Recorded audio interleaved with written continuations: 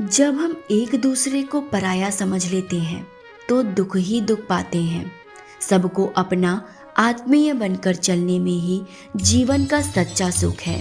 धैर्य और विवेक से मिलजुल कर काम करने से बुरी स्थिति भी जल्दी ही दूर हो जाती है। डॉक्टर आशा सरसेज। पुस्तक का नाम बाल निर्माण की कहानियाँ। पुस्तक परिचय।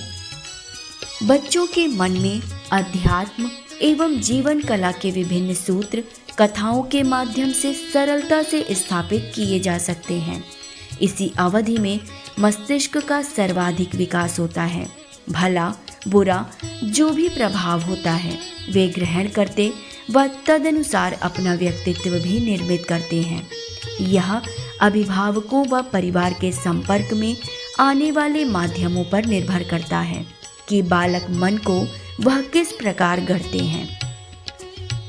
प्रस्तुत पुस्तक माला बाल निर्माण की कहानियाँ श्रृंखला की अगली कड़ी है। इसमें मूलतः किशोरों को दृष्टि में रखते हुए कथा साहित्य रचा गया है। पुस्तक के कुछ अंश। परोपकार में लगे हुए महान व्यक्ति स्वयं कष्ट पाकर भी कल्याण करते हैं। ऐसे व्यक्ति स्वयं भी दुखी नहीं रहते। अनायास ही वे बहुत सी सुविधा संपत्ति पा लेते हैं। उस जीवन से क्या लाभ जो दूसरों का उपकार ना कर सके, उनके कुछ काम ना आ सके। सदैव परिश्रम और ईमानदारी से काम करो। दूसरों को धोखा देने से हो सकता है कि उस समय तुम्हें अपना लाभ दिखाई दे, पर यह लाभ थोड़े समय का होता है। ऐसा करने वाले को अंत में पछताना ही पड़ता है।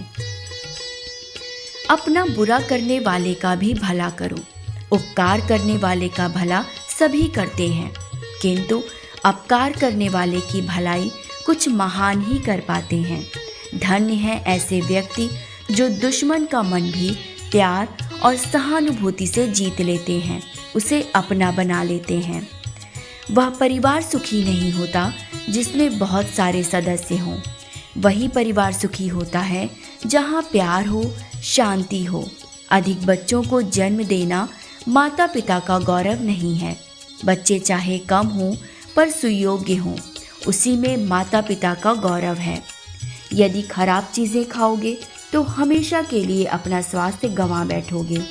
स्वास्थ्य खराब होने पर फिर जीवन भार हो जाता है। इसलिए जीभ पर काबू रखो। जो भी खाओ सोच समझ कर खाओ। अच्छा स्वास्थ्य और अच्छी समझ जीवन की यह दो बहुत बड़ी संपत्तियां हैं। जहां अन्याय होता है वहां विद्रोह की ज्वाला भी उत्पन्न हो जाती है। अन्याय और अत्याचार करने वाले शासक थोड़े समय चाहे भले ही मनमानी कर लें, पर अंत में उनकी दुर्दशा ही होती है। अपने कर्मों का फल तो सभी को मिलता ही है।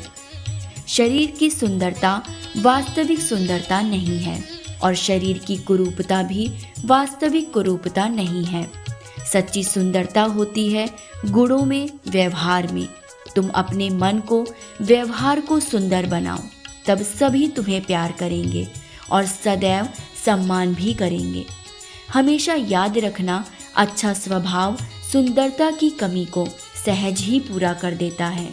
उसके आकर्षण में बंधकर सुंदरता की याद भी नहीं आती, परंतु सौंदर्य की पराकाष्ठा भी अच्छे स्वभाव की कमी को पूरा नहीं कर सकती।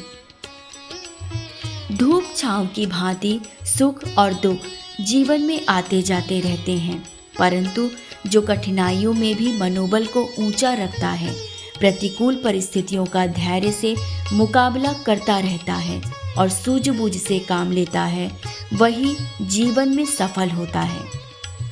पुस्तक के कुछ बिंदु। अपना और पराया, मातृभूमि की रक्षा, सच्ची सुंदरता, अपकार का बदला, उन्नति का रास्ता, सुखी परिवार।